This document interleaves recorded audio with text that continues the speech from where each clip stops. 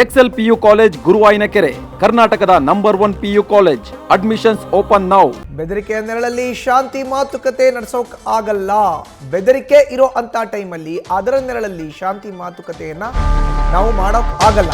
America ಜೊತೆ ಶಾಂತಿ ಮಾತುಕತೆಯನ್ನ Iran ಈಗ ನಿರಾಕರಿಸಿದೆ. ಇವತ್ತಾಗಬೇಕಾಗಿತ್ತು, ಇರಾನ್ ಬಂದೇ ಇಲ್ಲ. ಇರಾನ್ ನೇತೃತ್ವದ ಅಲ್ಲಿ ಕಾಣ್ತಾನೆ ಇಲ್ಲ. ಅಮೆರಿಕ ರಾಜತಾಂತ್ರಿಕತೆಯನ್ನ ಕಡೆಗಣಿಸಿದೆ, ಆರೋಪವನ್ನು ಎದುರಿಸ್ತದೆ. ಇರಾನ್ ಈಗ ಕದನ ವಿರಾಮ ಉಲ್ಲಂಘಿಸಿದೆ, ಬೆದರಿಕೆಯನ್ನು ಹಾಕ್ತಾ ಇದೆ. ಇಂತಹ ಸಂದರ್ಭದಲ್ಲಿ ಶಾಂತಿಯ ಮಾತುಕತೆಯನ್ನು ನಡೆಸೋಕ್ಕೆ ಆಗಲ್ಲ ಅಂತ ಹೇಳ್ತಾ ಇದೆ. ಇರಾನ್ನ ಸ್ಪೀಕರ್ ಮೊಹಮ್ಮದ್ ಬಗೀರ್ ಗಲೀಬಫ್ ಹೇಳಿಕೆಯನ್ನು ಕೊಟ್ಟಿದ್ದಾರೆ. ನಾವು ಹೊಸ ಮಾದರಿಯ ಯುದ್ಧಕ್ಕೆ ಸಿದ್ಧರಾಗಿದ್ದೇವೆ ಅಂತ ಗಲೀಬಫ್ ತಿಳಿಸಿದ್ದಾರೆ.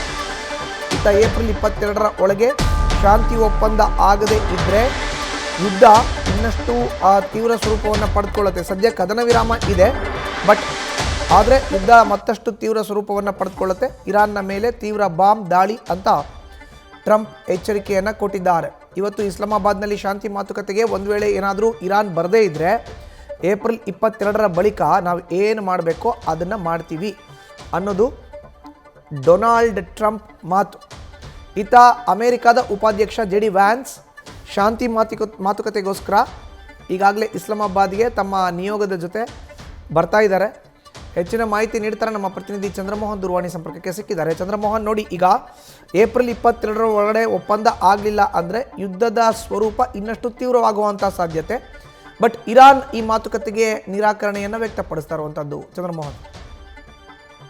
ಹೌದು ಮಧುಸೂದನ್, ಈಗ ನಾಳೆಗೆ ಅಮೆರಿಕ ಮತ್ತು ಇರಾನ್ ನಡುವಿನ ತಾತ್ಕಾಲಿಕ ಕದನ ವಿರಾಮ ಅಂತ್ಯ ಆಗ್ತಾ ಇದೆ. ಅಷ್ಟರೊಳಗಡೆ ಶಾಶ್ವತವಾದಂತಹ ಕದನ ವಿರಾಮವನ್ನ ಒಪ್ಪಂದವನ್ನ ಅಮೆರಿಕದ ಜೊತೆಗೆ ಇರಾನ್ ಮಾಡ್ಕೊಳ್ಬೇಕು ಅಂತ ಹೇಳಿ ಡೊನಾಲ್ಡ್ ಟ್ರಂಪ್ ಅವರು ಇರಾನ್ನ ಮೇಲೆ ಒತ್ತಡವನ್ನು ಹೇರ್ತಾ ಇದ್ದಾರೆ. ಆದ್ರೆ ಈಗ ಎರಡನೇ ಸುತ್ತಿನ ಶಾಂತಿ ಮಾತುಕತೆಗೆ ಬರ್ಲಿಕ್ಕೆ ಇರಾನ್ ತಯಾರಿಲ್ಲ. ಇದಕ್ಕೆ ಇರಾನ್ ಕೊಡ್ತಾ ಇರುವಂತಹ ಕಾರಣಗಳು ಅಂತಂದ್ರೆ ಅಮೆರಿಕ ನಮಗೆ ಬೆದರಿಕೆಯನ್ನ ಹಾಕ್ತಾ ಇದೆ, ಜೊತೆಗೆ ತಾತ್ಕಾಲಿಕ ಕದನ ವಿರಾಮವನ್ನ ಉಲ್ಲಂಘಿಸಿ ದಾಳಿಯನ್ನ ನಡೆಸ್ತಾ ಇದೆ. ಹೊರ್ಮೋಜ್ ಜಲಸಂಧಿಯಲ್ಲಿ ಇರಾನ್ನ ಹಡಗಿನ ಮೇಲೆ ದಾಳಿಯನ್ನ ನಡೆಸಿದೆ.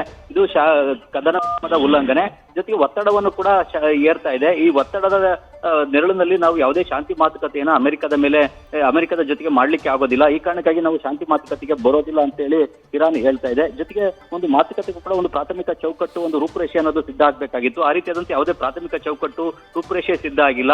ಈ ಕಾರಣಕ್ಕಾಗೂ ಕೂಡ ನಾವು ಮಾತುಕತೆಗೆ ಬರೋದಿಲ್ಲ. ಜೊತೆಗೆ ನಮ್ಮ ಇರಾನ್ ಬಂದರಿಗೆ ಬರುವಂತಹ ಮತ್ತು ಹೋಗುವಂತಹ ಹಡಗುಗಳ ಮೇಲೂ ಕೂಡ ಅಮೆರಿಕ ದಾಳಿಯನ್ನ ಮಾಡೋದು, ಹಡಗುಗಳನ್ನು ಕೂಡ ಜಪ್ತಿ ಮಾಡುವಂತಹ ಕೆಲಸವನ್ನ ಮಾಡ್ತಾ ಇದೆ. ಇದರಿಂದಾಗಿ ಅಮೆರಿಕದ ಮೇಲೆ ಯಾವುದೇ ಒಂದು ನಂಬಿಕೆಯ ವಿಶ್ವಾಸ ಕೂಡ ಬರ್ತಾ ಇಲ್ಲ. ಇದು ಕೂಡ ತಾತ್ಕಾಲಿಕ ಕದನ ವಿರಾಮದ ಉಲ್ಲಂಘನೆ.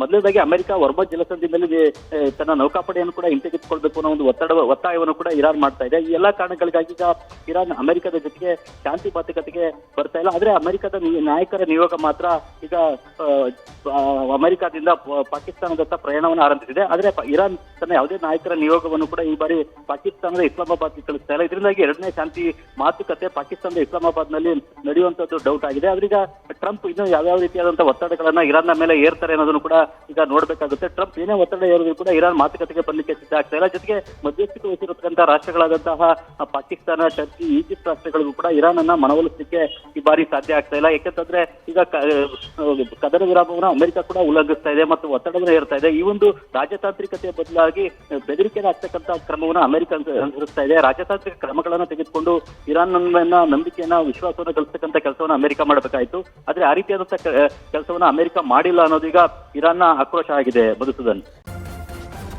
ನ್ಯೂಸ್ ಫಸ್ಟ್, ನಿರ್ಭೀತಿಯಿಂದ ನಿಮ್ಮ ಪರವಾಗಿ.